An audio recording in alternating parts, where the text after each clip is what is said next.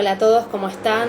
Mi nombre es Lala Martín, les doy la bienvenida al encuentro de abril de Maxur Literario.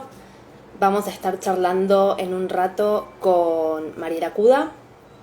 Mariela Cuda, que es docente y es escritora, y va a estar presentando clases de hoy en escuelas de ayer, y va a ser una charla bastante especial porque va a ser una charla entre tres. Esta es una publicación eh, que quedó atrapada durante el año 2020 en la editorial, y tuvimos una charla que llevó a cabo Ana Laura Lomasto el año pasado, que es la coordinadora de educación del museo, y este año el libro pudo salir y vamos a estar hablando un poco de el recorrido que llegó, el recorrido que tuvo que hacer para poder llegar hasta la imprenta y estar disponible. Y también vamos a estar hablando de cuestiones que tienen que ver más con las aulas y con el trabajo en las aulas, y para eso vamos a invitar en un ratito también a Ana Laura, que va a volver a sumarse a la charla. Vamos a esperar, los vamos saludando a todos a medida que se van uniendo. Saben, como siempre, si tienen alguna pregunta, si tienen alguna consulta, la van escribiendo abajo, y cuando estamos charlando con Mariela, cuando estamos charlando con Ana Laura, vamos frenando y vamos contestando las preguntas. Ahí está Mariela. Buenas tardes, Alejandro. Alejandro es el director del museo. Como siempre, los saludos de todos los meses. Agradecemos mucho al municipio de Lanús, a la Secretaría de Cultura y Desarrollo Creativo y a Maxura, al Museo de Arte Contemporáneo del Sur, por hacer posible estos encuentros. Vamos a esperar que Mariela nos mande la solicitud y ya arrancamos.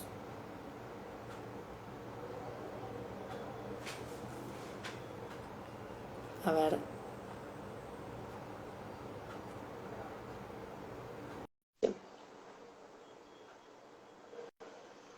Buenas tardes a todos, vamos saludando a todos a medida que van llegando.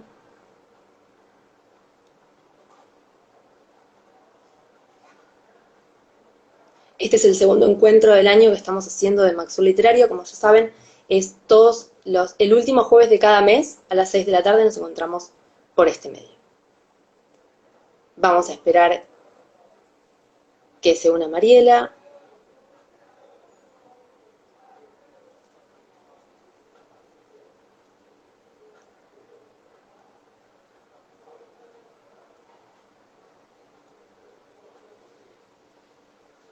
A ver si volvemos a mandar la solicitud.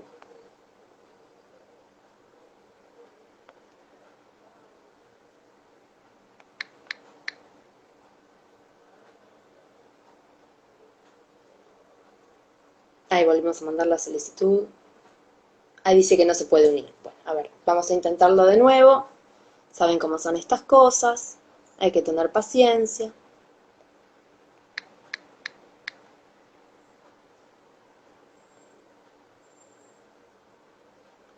Ahí volvimos a mandar la invitación para Mariela. Ahí me parece que está entrando. No, ahí sale. Mandamos de nuevo, no hay ningún problema.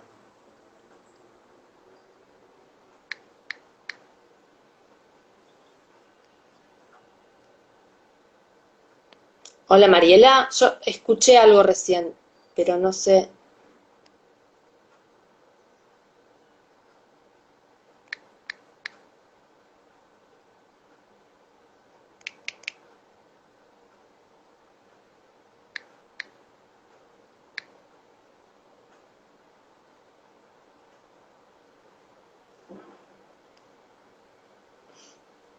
Vamos a esperar. Mariela, te escucho, pero no te veo. A ver,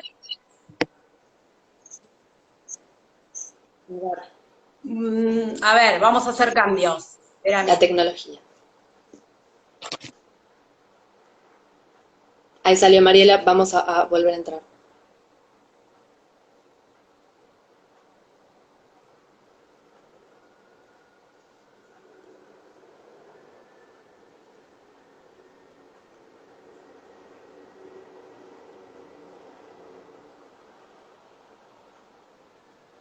Ahí le mandamos la solicitud. Vamos a esperar que esta vez salga todo bien.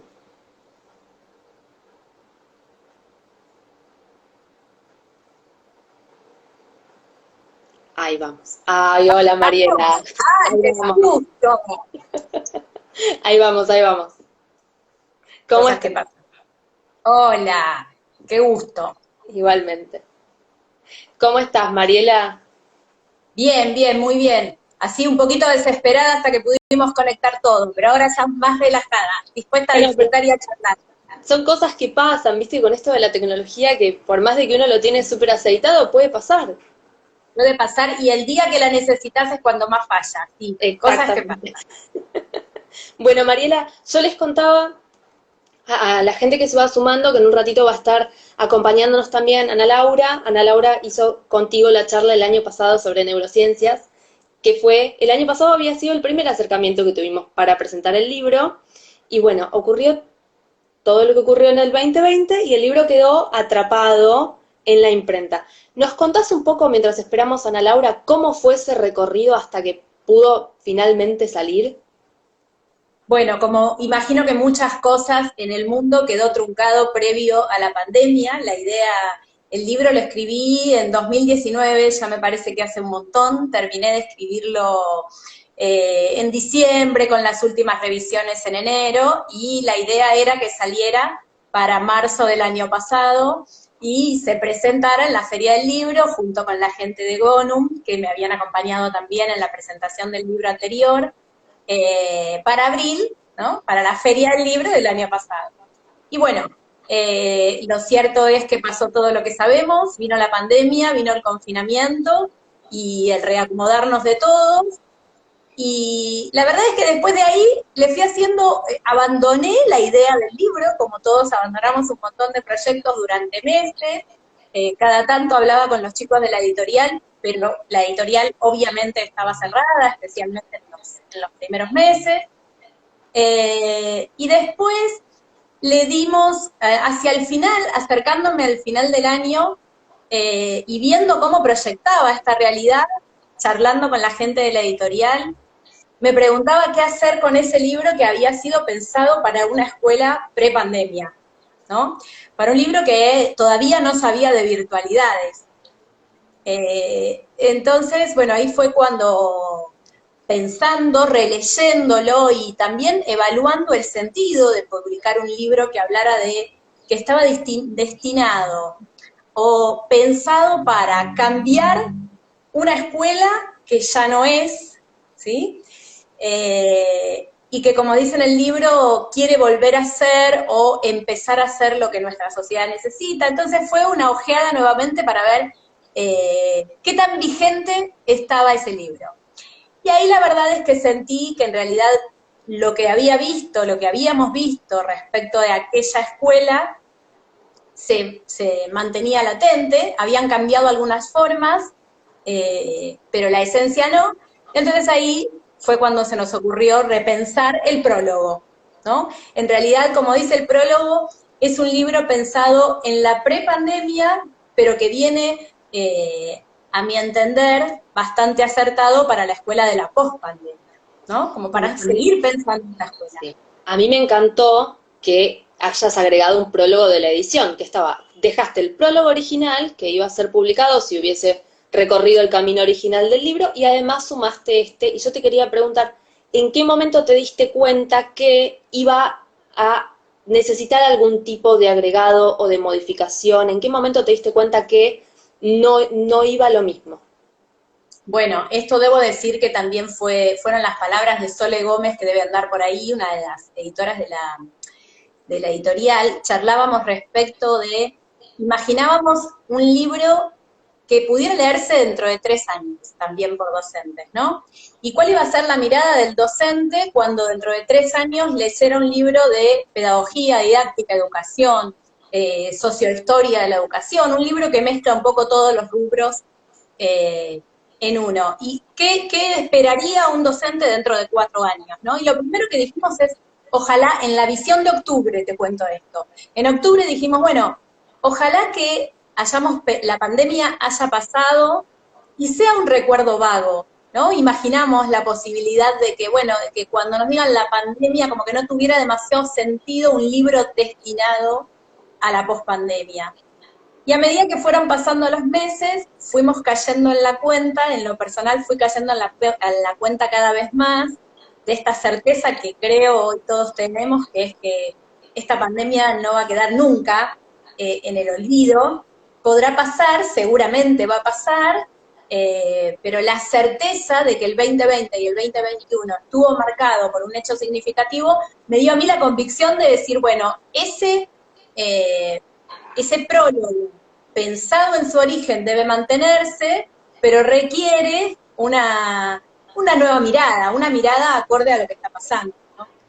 A mí me llamó mucho la atención cuando vos enumerás, una de las cosas que a mí más me gustó del libro es que propone, por un lado, actividades, es un libro que no se queda quieto, y por otro lado, es un libro que hace preguntas.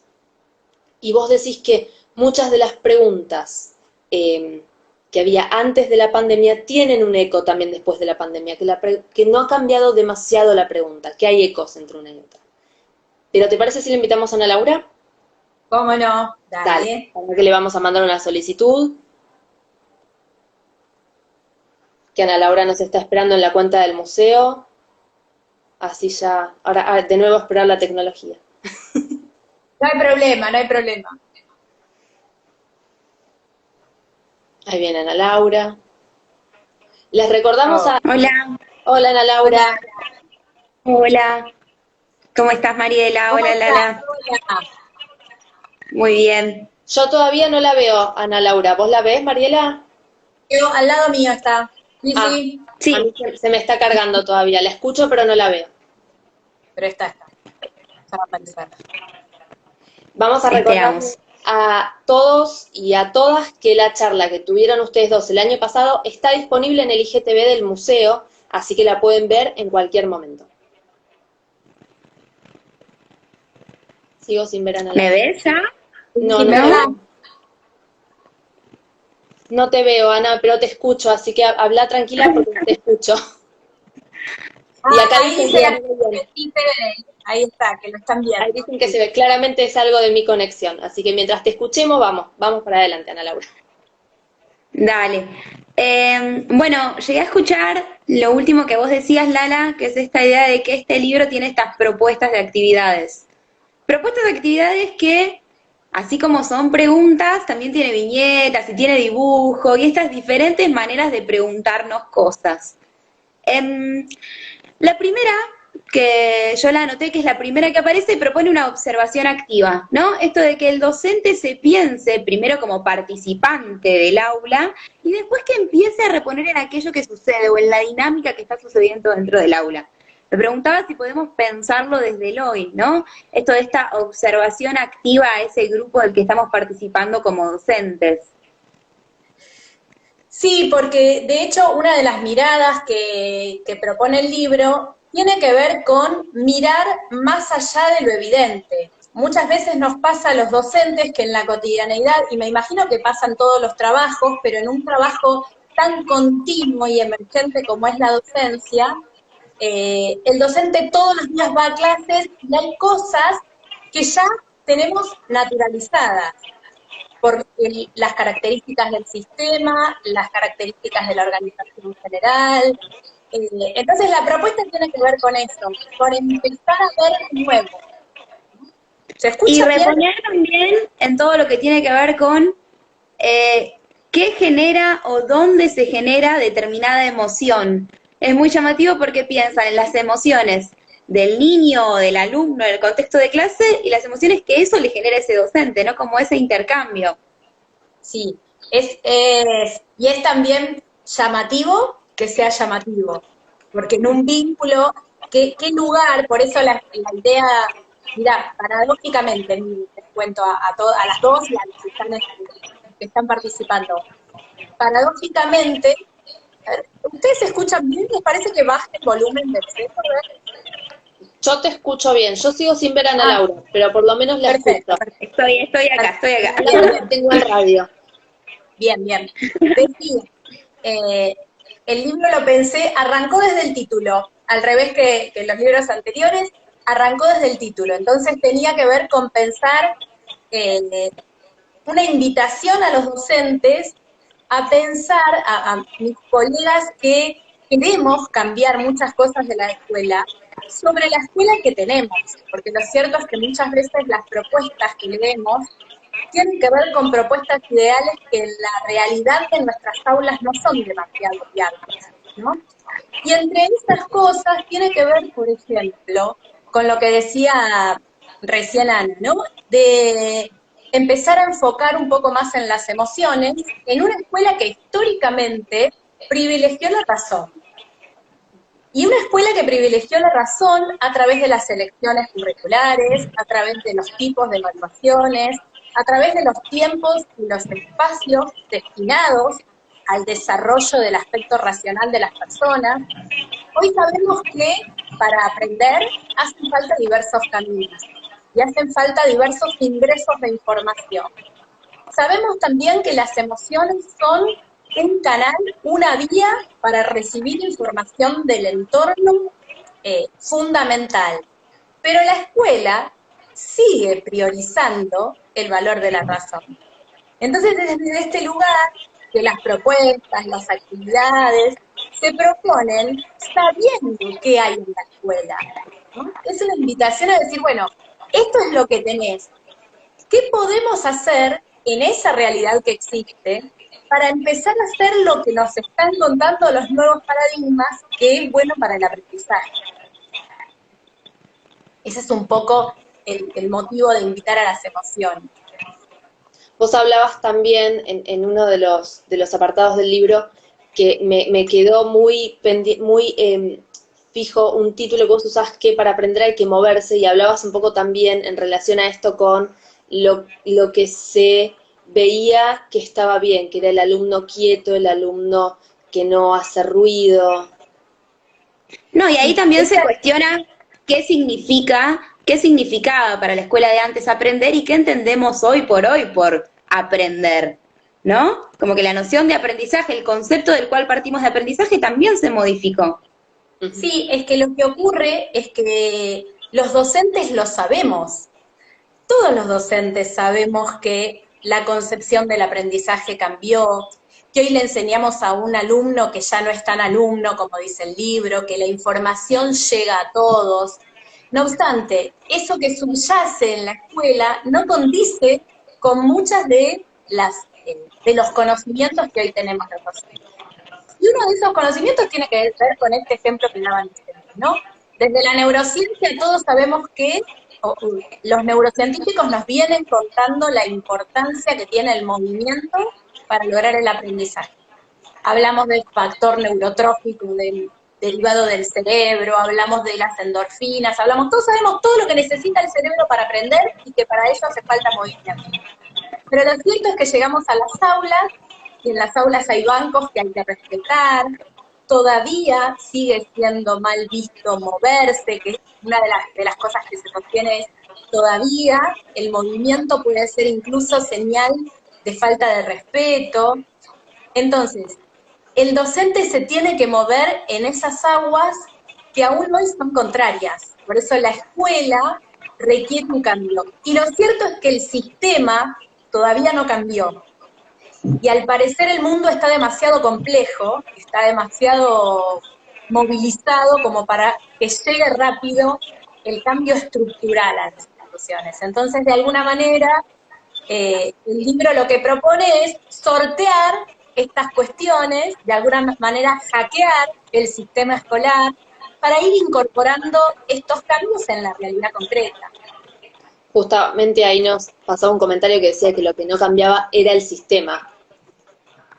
Claro, y bueno, es un libro, por eso es un libro que lo sabe, ¿no? De alguna manera, por eso yo en algún momento digo, cuando me preguntaban qué creía que ofrecía el libro, digo, es un libro de docentes para docentes, ¿no? Está clarísimo que el sistema no cambia, entonces por eso vienen las propuestas y por eso vienen las imágenes, los juegos. Bueno, en este sistema que aún no cambió, ¿qué ideas, qué cosas podemos proveer? Primero parte siempre de un análisis sociohistórico y de contar para que ayudar al docente a reflexionar por qué no cambió el sistema, ¿no? ¿Por qué la escuela? Porque tampoco es que la escuela fue una institución y es una institución excelente y ha sido muy exitosa. La escuela como institución alcanzó los propósitos de la sociedad para la que fue creada, ¿no? Ahora, ¿por qué se mantienen ciertas características en esa escuela que es tan difícil modificar? Y esa es un poco la propuesta. Un pequeño análisis, un pequeño recorrido sociohistórico para invitar a la reflexión y a plantearnos como profesionales de la educación, bueno, ¿qué de eso quiero mantener? ¿Qué de eso necesito mantener? ¿Y qué puedo permitirme modificar? Porque sé que la neurociencia, la educación emocional, las teorías cognitivas actuales, me están diciendo que por ahí no va la enseñanza. En ese sentido, y te cito exactamente a vos porque esa frase me encantó, que vos hablás que no hay que apelar ni a la nostalgia ni a la resignación, sino que hay que repensar y reflexionar sobre la práctica.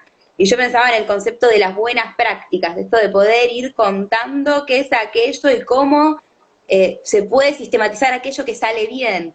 Y en este caso este libro propone que aquello que sale bien se sistematiza en la medida de que nos seguimos preguntando sobre cómo podemos seguir aplicándolo. Sabés que esa frase que citaste está en el libro y en realidad yo la cito de otro autor que me apasiona, que es Carlos Puyen, que es un poco, se toma la cita y a partir de ahí empezar a pensar esto. ¿Qué podemos cambiar desde este aspecto? No sé si más o menos vamos por ahí. Sí, habitualmente el discurso que uno escucha en la diaria apela más a la nostalgia y a la resignación. Por eso me parece interesante traerla, porque la propuesta del libro es exactamente la contraria. Claro, claro, claro. Por eso, sí, es cierto, un análisis que no había hecho, mira, que te agradezco. Sí, sí, es un poco la propuesta, y es la propuesta de un docente activo, un docente que recree propuestas, que genere propuestas, que tome ideas, pero que esas ideas no son un recetario, son un disparador para pensar nuevas propuestas a partir del análisis, ¿no? A partir de lo que tenemos, de lo que sabemos y de qué cosas podemos renovar. Una de las cosas, sí, perdón. No, continúa.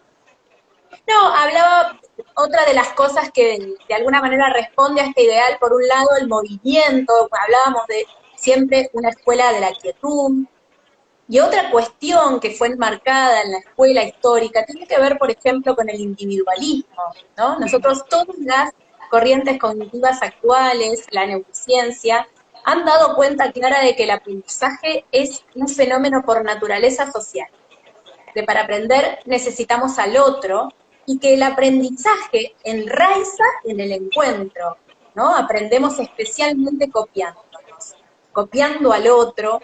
Sin embargo, en la escuela subyace esa idea de que cada uno está en su banco, la evaluación es individual, copiarse está mal, cada uno debe mantener su cuaderno. Entonces, ¿cómo invitamos al docente de alguna manera a, mira, la educación es social, pero la escuela es bastante individualista en muchos de sus marcos generales? Mira, justo ahí Bueno, pero Sí, Ana. habla. No, perdón. Justo ahí nos estaban comentando también que dicen que el movimiento se ve solamente en nivel inicial. Si en ese nivel no hay movimiento, algo pasa. Y justo estábamos trayendo este tema.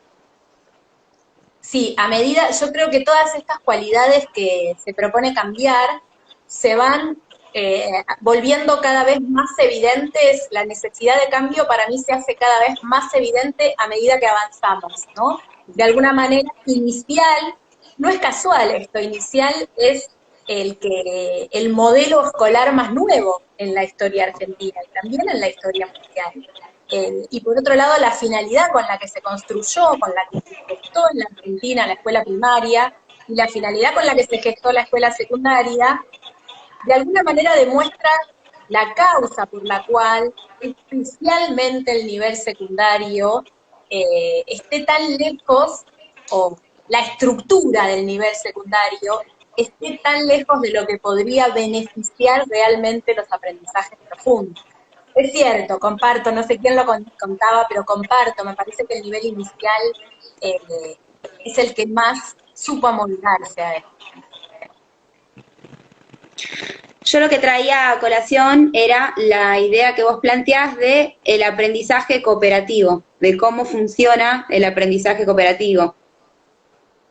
Sí, que es una de las propuestas, porque que de hecho es una propuesta que se usa bastante, pero lo que no es demasiado el aprendizaje cooperativo entendido no solo como el trabajo en equipo, sino con las características que tiene el poder producir desde la participación activa de distintos miembros y que cada uno de los miembros de un grupo cumpla con distintas funciones, ¿no? Que esto en las escuelas se hace, pero después llega un cuello de botella que es la evaluación, ¿no? Porque podemos dedicarle espacios al aprendizaje en grupo, pero difícilmente le dediquemos espacios, por ejemplo, a la evaluación en grupo. Es ahí donde nuevamente la perspectiva individualista se hace evidente en la escuela, ¿no? Es como si el aprendizaje solo pudiera capitalizarse de manera individual. Bueno, y acá va alguna propuesta más como para mitigar esta cualidad de la escolaridad. Mariela, y hablamos de que para que haya aprendizaje, para poder aprender, necesitamos de otro, y habíamos empezado a hablar de las emociones, que son una fibra fundamental en el libro. ¿Cómo gestionamos emociones en un grupo dentro del aula, en una escuela que todavía es individualista? Buena pregunta, muy interesante. Bueno, acá me gusta esta frase que realmente no recuerdo de quién la escuché, pero no es mía, que es esta invitación a hackear el sistema, ¿no? De alguna manera como ir teniendo cintura. Y en esa cintura hay varias posibilidades que de hecho se mencionan en el libro, ¿no? En principio tener presente que la escuela individualista no es necesariamente la escuela real. Esa escuela de la tapa, esa parte gris de la tapa, no es necesariamente la escuela que tenemos, la escuela que veo, la escuela que construimos con los docentes. Es la escuela que está en el sistema, es la escuela que está enraizada. Y es la escuela de un sistema que también ha tratado de cambiar en varias oportunidades, con distintas normativas que se fueron acomodando. Con esto lo que digo es, hay en ese sistema un montón de quiebres, un montón de lugares por donde es posible entrar. Hay espacios curriculares que no tienen delimitados contenidos fijos, con lo cual la enseñanza de competencias emocionales puede incorporarse tranquilamente sin incluso ir en contra de la norma. Hay lugares y ámbitos escolares donde es posible moverse y desde acá podemos enseñar, porque gestionar emociones es una habilidad del docente que con la capacidad docente es fácil de hacer. El tema es, ¿cuándo enseño a mis alumnos a gestionar emociones en un diseño curricular que no le concede espacio a ese aprendizaje? Ahí es donde empieza la mayor dificultad, ¿no? Y por lo tanto, una escuela que no tiene lugar, no tiene tiempos, no tiene recursos para ese tipo de enseñanza. Acá vienen buenas noticias. Una buena noticia es que, por ejemplo, para el nivel inicial, sí ya hay un espacio concreto y un tiempo y recursos destinados. Y para primaria se van incorporando desde distintas materias, desde distintas unidades curriculares, en distintas áreas, para secundaria también, hay lugares grises. Y es desde esos lugares donde se invita al docente a incorporar la enseñanza de la gestión emocional. Y por el otro, hay dos invitaciones, ¿no? Una como focalizada, que es esta que conté, y otra más transversal. Por el otro tiene que ver con la concepción docente de que no se aprende únicamente desde la razón, y que por lo tanto el abordaje de los contenidos no debe ser únicamente a partir de la cuestión cognitiva, racional, intelectual, sino que ese mismo contenido, ese mismo concepto que antes abordábamos únicamente desde la razón, ahora lo abordemos también desde las emociones. Entonces, si yo voy a trabajar con el descubrimiento de América, o con el cruce de los Andes, o con una obra literaria, o con una obra artística, o con un juego deportivo. Tranquilamente, ese mismo objeto de estudio puedo abordarlo desde las emociones. Simplemente incorporar la pregunta, ¿qué crees que sintió San Martín en este momento? ¿Y qué hubieras sentido vos ante la misma circunstancia? Por ejemplo, una idea así rápida que se me cruza. Bueno, es esto, ¿no? ¿Ves? Esos son los contenidos, pero vos como docente podés incorporar esta nueva perspectiva, aún, no digo a espaldas del sistema, pero de perfil, para graficarlo de alguna manera, ¿no? ¿Y cuántas posibilidades le puede dar, si se usa un método así, a ese niño de que ese aprendizaje que está recibiendo sea significativo y pueda incluirse en la estructura cognitiva con la que ya llega al colegio? Esta idea de que ningún niño llega de cero a la instancia de aprender. Porque en realidad tal cual, porque en realidad hoy sabemos que a la estructura cognitiva, para realmente ligarse a las memorias semánticas, a las memorias que quedan en nuestra estructura neuronal, necesariamente pasa por el cerebro límbico. Esto quiere decir, no hay concepto, no hay procedimiento, no hay dato que se ate a nuestro aprendizaje sin tener una impronta emocional propia, porque los conocimientos se ligan con emociones. Y que esto es, lo que pasa es que esto lo supimos las últimas décadas. Muchas propuestas pedagógicas venían suponiéndolo, pero lo cierto es que las teorías pedagógico-cognitivas que le dieron el origen a nuestra escuela no iban necesariamente por acá, iban más bien por el lado del racionalismo. Otra de las cosas que se modificaron es esta idea de que en algún momento, en esta escuela moderna, el docente era aquel que tenía el saber. Si vos querías aprender sobre quién era San Martín, iban a la escuela y tenías ese docente y vos recibías esa información. Una de las cosas que propone el libro es preguntarle al docente cuántas veces un alumno te cuenta algo que vos no sabías y te encontrás en esa situación de que el conocimiento o la información en realidad está de los dos lados en este momento. Sí, y que vuelvo a la idea de esa escuela que en su momento sirvió, porque era cierto que el docente era el que tenía ese conocimiento, ¿no? La exclusividad incluso en el acceso. Cosa que hoy no ocurre por un montón de cuestiones, por la tecnología, por los medios de comunicación, porque incluso los mismos contenidos que se trabajan en la escuela son mucho más transversales. De todas formas, el espacio, los diseños curriculares saben e incorporan en sus metodologías propuestas, saben entre comillas, ¿no? Pero consideran en las metodologías que se proponen el hecho de que el conocimiento ya no está en manos del docente.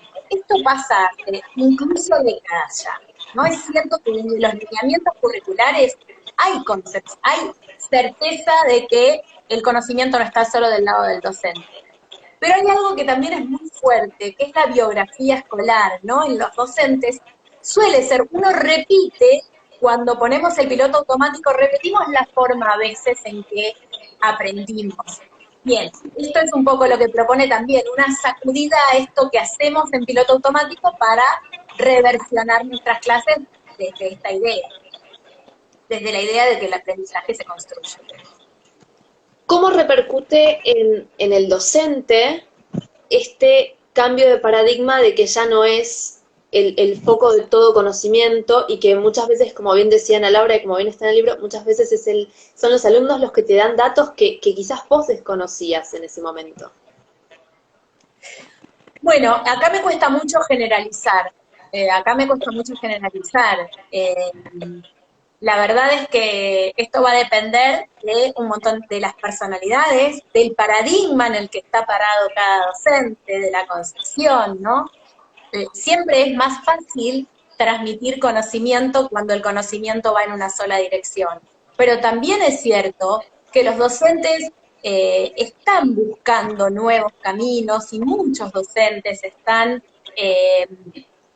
propiciando la construcción de nuevas formas de comprender el aprendizaje que requiera un ida y vuelta.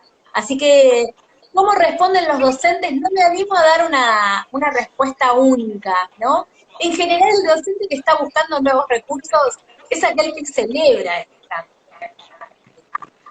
Así todo, también me animo a pensar, de ningún modo esta es una opinión que ni siquiera está demasiado indagada en la realidad concreta, pero siempre me parece que los cambios se vuelven un poco más complejos a medida que crecemos, ¿no? En el nivel académico. Esto también me parece. Es decir, más grandes son los alumnos, más difícil es esto, porque también es cierto que la especificidad de los contenidos disciplinares vuelven esto un poco más complejo también. Claro.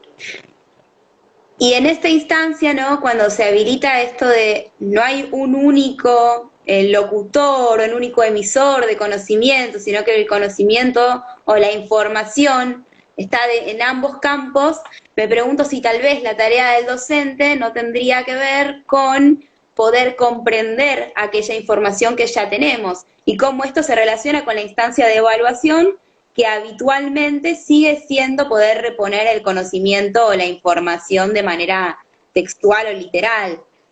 Sí, sin duda. Una de las cosas que se plantea, que se viene planteando en el mundo educativo es ¿cuál es este nuevo rol docente? Hoy sabemos que el rol docente ya no es transmitir conocimiento.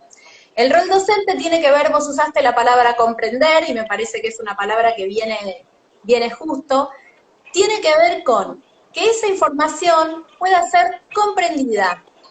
Y cuando hablamos de comprensión, digo, porque pareciera que estamos hablando de entender.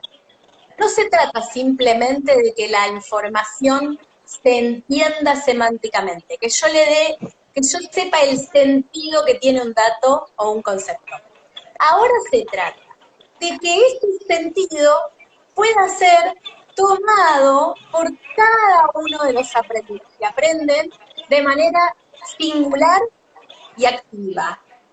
Creo que en el libro, no me acuerdo si es el ejemplo que al final quedó en el libro, porque suelo usar varios ejemplos con esto, pero digo, si la escuela de antes proponía enseñar qué es la democracia, y el rol del docente era enseñar qué es la democracia, el rol del docente de hoy es lograr que los alumnos comprendan la idea de democracia, con lo cual sepan cuáles son las formas de actuación democráticas, cuáles son las formas de actuación no democráticas, y actúen en consecuencia. No es lo mismo enseñar qué es la fotosíntesis que enseñar el valor de los árboles, la importancia que tienen los árboles en el mundo que tenemos y la disposición valorativa a cuidar de ellos. Ese es el nuevo rol docente. Pero lo cierto es que también me pregunto si la sociedad es consciente del enorme y maravilloso rol que tenemos los docentes, ¿no? Porque cada vez se vuelve más complejo y más fundacional en términos sociales el rol del docente. Fíjense lo que estoy planteando, ¿no? Los docentes ahora tenemos que lograr que ese chico sea democrático, que ese chico sea respetuoso con la ecología, que ese chico o esa chica sean inclusivos, digo.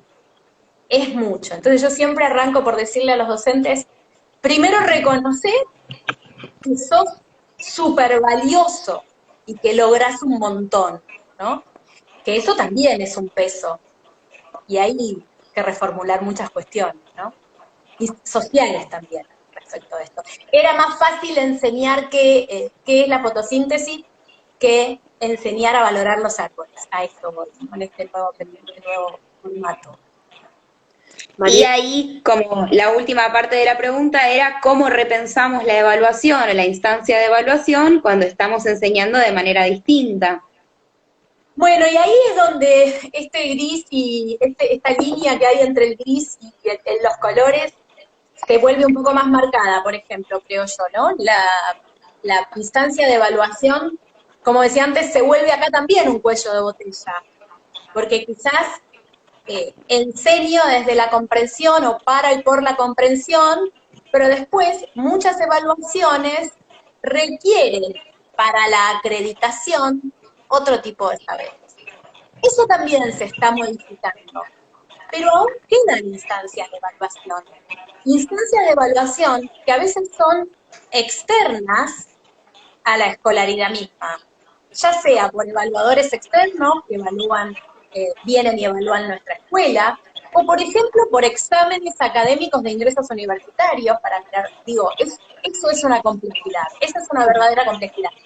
Pero cuando trabajando con docentes, los docentes me plantean esto y me dicen, bueno, pero tiene que saber esto porque después este conocimiento lo va a usar en la facultad, siempre recurro a lo mismo. Si vos le enseñaste a comprender, a aplicar, a hipotetizar, a comparar, a jerarquizar contenido, aunque eso que vos esperabas que se fuera sabiendo no lo sabe, va a tener todas las herramientas necesarias para saberlo.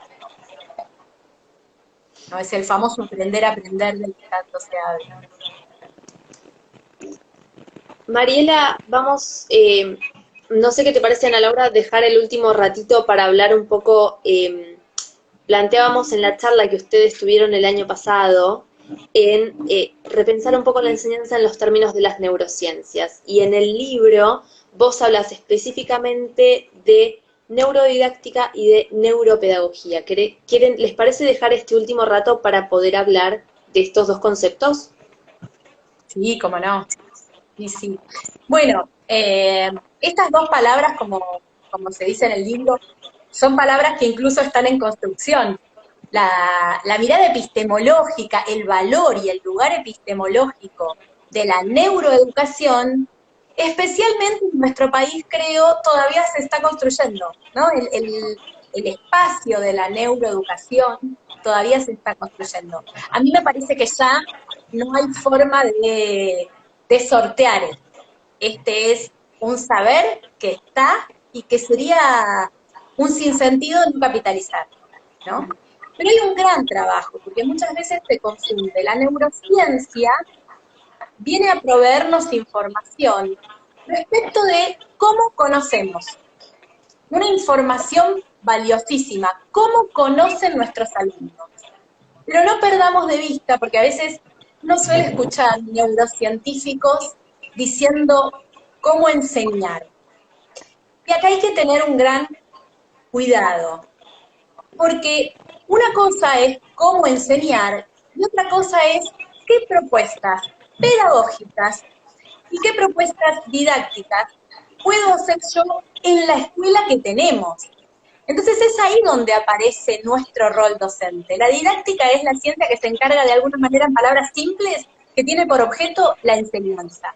La neurodidáctica es aquel espacio que toma los datos de la neurociencia respecto de cómo se aprende para pensar en esta escuela que tenemos, cómo podemos enseñar. Porque en lo concreto, a mí vienen los neurocientíficos y me dicen, bueno, para aprender hace falta novedad. Sí, bueno, pero en la escuela, ¿cómo hago como docente en una escuela que por naturaleza es rutinaria y estructurada y normativa para generar espacios de novedad? Eso es la neurodidáctica que está en construcción. Y esa es una invitación a todos los docentes a ayudarnos a pensar, porque este espacio es nuestro, no es del laboratorio. Tomamos de la neurociencia este valor riquísimo de cómo se aprende, pero somos nosotros, los expertos en escuela, los expertos en enseñar mucho a muchos, en este ámbito tan particular que es la escolaridad, los que podemos pensar formas, métodos, estrategias, recursos, que sean convenientes y aplicables en esa forma que se aprende, ¿no? En palabras simples, esto, que no se hicieron tan simples, esto es la neurodidáctica, es, bueno, así aprenden, ahora pensemos cómo enseñamos, cómo hacemos para enseñar en esta escuela que tenemos, ¿no? O qué tenemos que cambiar en esta escuela dentro de lo posible, porque lo cierto es que la escuela es una institución colectiva. Entonces, y es una institución que de alguna manera homogeneiza porque es todo a todos. ¿Cómo hacemos entonces en una escuela y en una institución por naturaleza tendiente a homogeneizar para hacer esto que me está diciendo la neurociencia? Mirá que cada uno aprende de una forma, ¿eh? Mirá que el aprendizaje es distinto para cada uno. Bueno, ese ahora es nuestro rol, es esta reflexión docente. Pensemos formas. Algunas formas están como dibujadas, esbozadas, propuestas en este libro. Esa es un poco la idea. Y nos ayuda a pensar también en que el aprendizaje no es únicamente el contenido académico, sino que una de las cosas que hace un docente es, si lo decís hacia el final del libro, es el desarrollo de una autonomía emocional, que ese también es otro aprendizaje que se puede suceder en la escuela. Totalmente, el aprendizaje para adentro, ¿no? También es un aspecto que ha sido relegado en la escolaridad, aprender el mundo, como si cada uno de nosotros no fuera parte del mundo, ¿no? Por eso siempre esto parte de la idea de... Me llamó siempre la atención durante muchos años, fui docente en secundario, ¿no? 20, calculo. Y siempre me llamaba la atención ver adolescentes que habían transitado 15 años de escolaridad y vos les preguntabas qué te gusta y no tenían ni idea. Y vos decís, ¿vieron cómo es posible que hayan pasado por una escolaridad que les dio opciones de tipos de conocimiento, desde cómo se hace un rol hasta qué es una fórmula física, lo que fuere, y no pudieron encontrar qué les gusta? Bueno, tiene que ver con que mostramos quizás demasiado el mundo, o mucho el mundo, y bien, y faltó un poco que la escuela proponga el mirarse, el conocer en ese mundo, de reconocerse como parte de ese mundo. Tenemos una pregunta que dice, ¿se puede evaluar en grupo donde cada uno puede participar en forma activa y construye su aprendizaje? En terciario se puede hacer. Sí, tal cual. Y también se puede, es una de las propuestas del libro, la llamada coevaluación, o también la autoevaluación para atender a esto del autoconocimiento que decía Ana. Sí, claro, hay otras opciones, seguro, y se promueven cada vez más. Sí, sí. Lo que se cuestiona siempre es cuál fue la primera función de la escuela, la razón por la cual se constituyó la institución escuela y cuál es o cuál sería la propuesta del libro de la función de la escuela hoy. Claro, sí, es un poco la pregunta madre, ¿no? La pregunta que termina guiando las propuestas. Si el objetivo es otro, sin ninguna duda habrá que cambiar el recorrido y habrá que cambiar la forma y el método para alcanzar ese objetivo.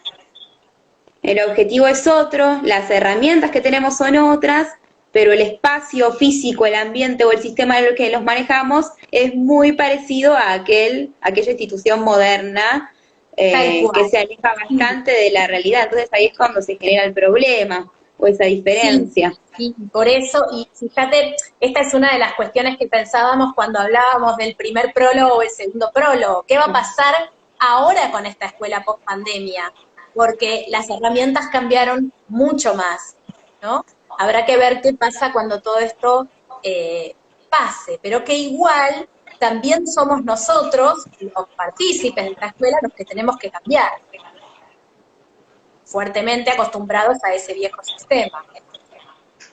Que de todas formas tuvo, y hace un ratito leí un comentario que leía la ley 1420, y de todas formas tuvo pequeñas modificaciones. Yo recuerdo, por ejemplo, que aquella primera escuela en Argentina hasta incluso tenía materias curriculares por género, ¿no? Las chicas estudiaban quehaceres domésticos, como que a pesar de eso y de las cosas que sí se mantienen, hubo pequeñas modificaciones. Tuvo modificaciones significativas y a veces no tan pequeñas, ¿no? Sí las tuvo. El tema es si esas modificaciones alcanzaron. Si uno analizara, de por sí, también las instituciones tienen que tener lo instituido, entonces la institución está pensada para repetirse. Lo que hay que pensar es cuánto de esa escuela tenemos que repetir. Sí, tuvo modificaciones interesantes. Habrá que seguir haciéndolas y es importante también pensar si el sistema no cambia, ¿cuál es mi rol dentro de este sistema? porque hay muchas cosas que se pueden hacer en este marco y con esta escuela que tenemos. Ana, ¿tenés alguna última pregunta para Mariela? Si hay alguien que nos está viendo ahora y tiene alguna última pregunta, este es el momento de tipearla. No, yo me quedo con esto de la mirada activa, de esta mirada atenta hacia ese grupo, la escucha y esta creatividad que funciona desde los dos lados. De este docente que recibe estos conocimientos nuevos y lo apropia y los adopta al diseño curricular, y estos niños que pueden dar respuestas distintas, no equivocadas, como vos bien decís, y que también tiene que ver con todo este espacio de creatividad de parte del alumno. Sí, como siempre me encanta tu poder de síntesis y de análisis, Ana. Sí. Es que esas palabras junto con la palabra nostalgia, que cuando la leí me pareció como fuerte, ¿no? ¿Cuántas veces además la escucho en relación con la escuela?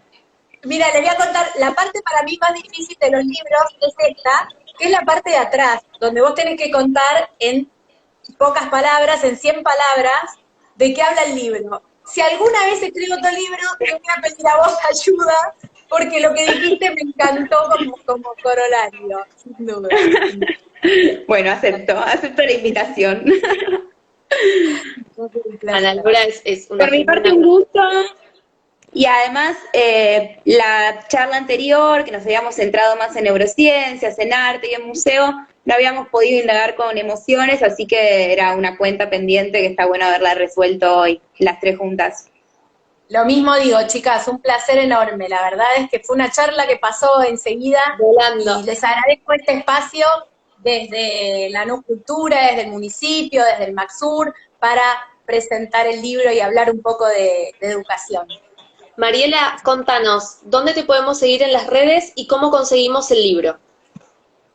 Bueno, en las redes, por Instagram, acá en el CUDA, por Facebook también, y el libro se consigue en la página de la editorial, ya está en lugares, en la web ya está, si lo buscan así como clases de hoy en escuelas de ayer, y por la zona se consigue también en físico en las librerías de Casa del Sol. También Está en los dos formatos, digital y físico, entonces. No, en realidad digitalmente digo como para comprarlo a distancia, ahora si no nos podemos mover mucho. No, digital no está. No. Perfecto. Bueno, Mariela, te agradecemos muchísimo. Ana Laura, también muchísimas gracias por haberte sumado al literario y por haberme invitado. De continuación de lo que fue la charla del año pasado. A todos los que nos están viendo, nos volvemos a encontrar el próximo mes, el último jueves del mes, como siempre, para hacer MACSUR Literario. Que estén muy bien y nos volvemos a ver. Chicas, un placer enorme. Muchas gracias. Gracias a todos. Gracias.